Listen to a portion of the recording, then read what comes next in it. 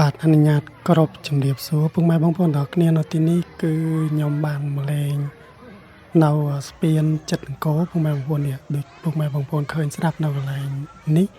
ស្ពានស្ទឹងសៀមរាបយើងហៅថាស្ពានស្ទឹងសៀមរាបហើយថ្ងៃនេះថ្ងៃសៅរ៍ហើយស្អែកមួយថ្ងៃទៀតគឺជាថ្ងៃអាទិត្យអញ្ចឹងពុកម៉ែបងប្អូនអាចអញ្ជើញជាបងប្អូនឬមួយក៏ក្រុមគ្រួសារកូនរបស់បងប្អូនទាំងអស់គ្នាអីមកលេងនៅទីនេះបានហើយមនុស្សមកលេងមានបងប្អូនយើងមកលេងច្រើនមែនទេបងប្អូនទាំងអស់គ្នាឃើញស្រាប់នៅក្នុងវីដេអូនេះគឺមានជាពិសេសគឺមិនថាក្មេងថាចាស់ទេហើយបើបងប្អូនមកលេងបងប្អូនក៏អាចមកបានឃើញថ្មស្ពានថ្មនេះដែរហើយស្អាតមែនទេបងប្អូនទាំងអស់គ្នាមើល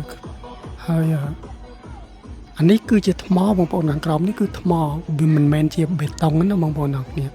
ហើយទឹកគឺមិនថ្លាបានទេមកល្មមលេងនេះបងប្អូនឃើញអត់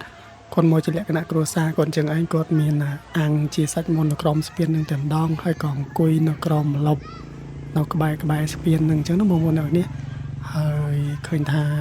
រ៉ូមែនទិកមែនទេបងប្អូនទាំងអស់គ្នាគឺយើងអាចថាសាងជាអនុស្សាវរីយ៍ល្អៗអញ្ចឹងក្នុង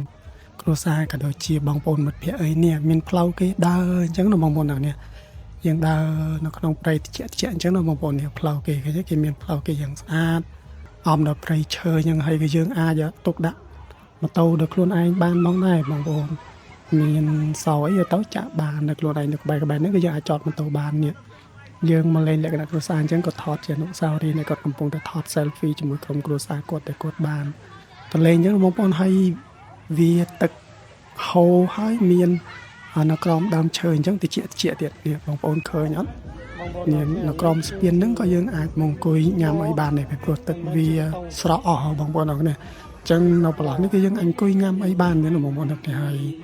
ស្ពាននេះគឺបងប្អូនឃើញស្រាប់ហើយគឺបេតុងខាងលើទេប៉ុន្តែខាងក្រោមគ្រឹះហ្នឹងគឺថ្មបងប្អូនអរគ្នាហើយខ្ញុំរ៉េតឲ្យ9 លើ 10បងប្អូន